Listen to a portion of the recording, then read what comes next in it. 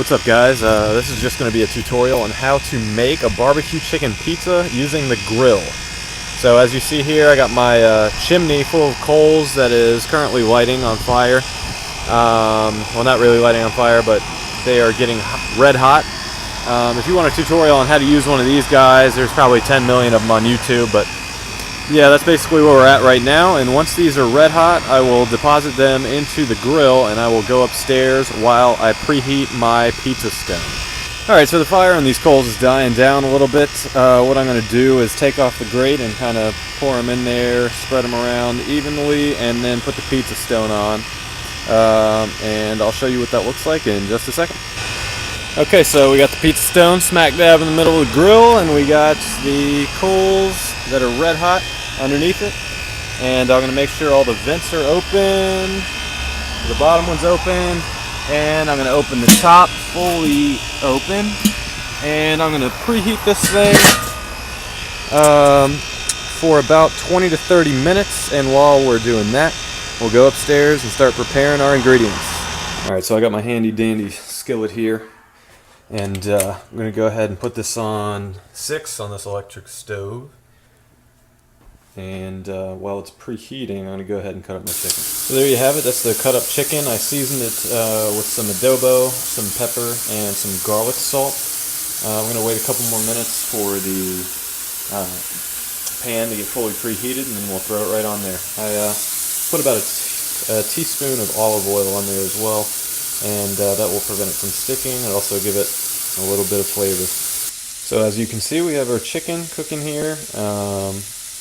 We're going to do about 5 minutes aside, and we're going to flip it once, put it on there for another 5 minutes, and then we're going to cut it up into smaller pieces once it's a bit easier to do so.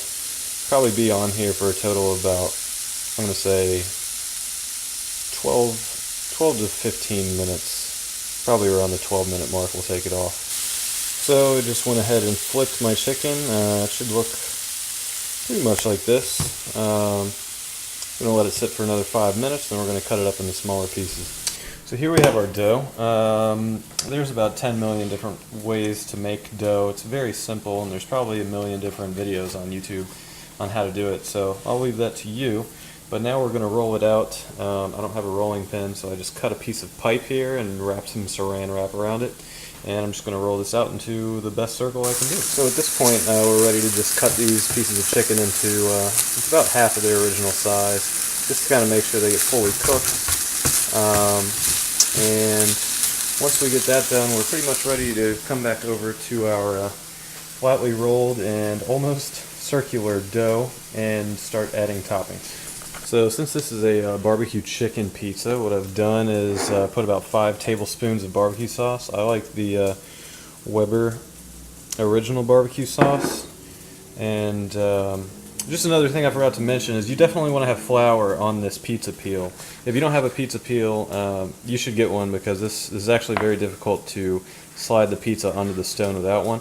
I got this one at Bed Bath & Beyond for $10. So they're really not that expensive. You don't need to get a fancy one at all. Just make sure that there is flour so this thing will slide right off. And now we're going to go ahead and take our chicken off of the pan and put it directly on the pizza. So now that the chicken has pretty much been dumped on the pizza, I'm just going to spread it around.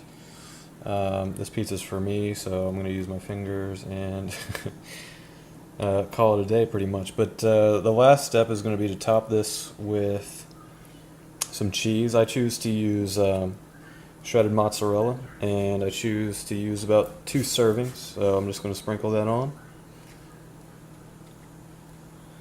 as evenly as possible.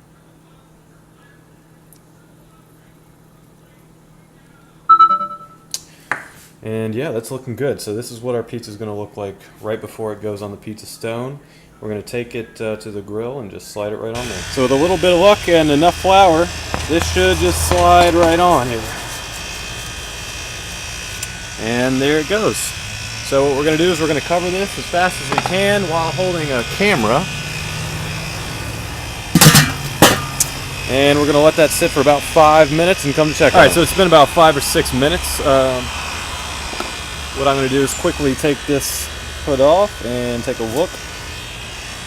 Just starting to bubble up. I'm going to give this a quick spin. It's got a spatula.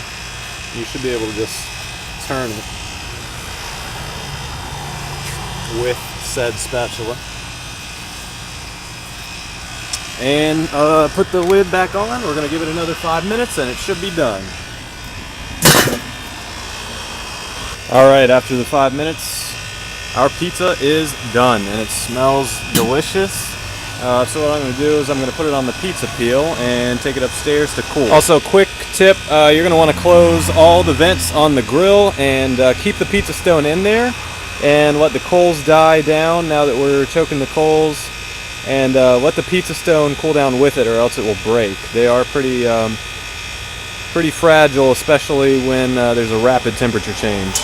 Okay, so we've let this cool. I'm going to go ahead and call it done right now and cut it and enjoy it.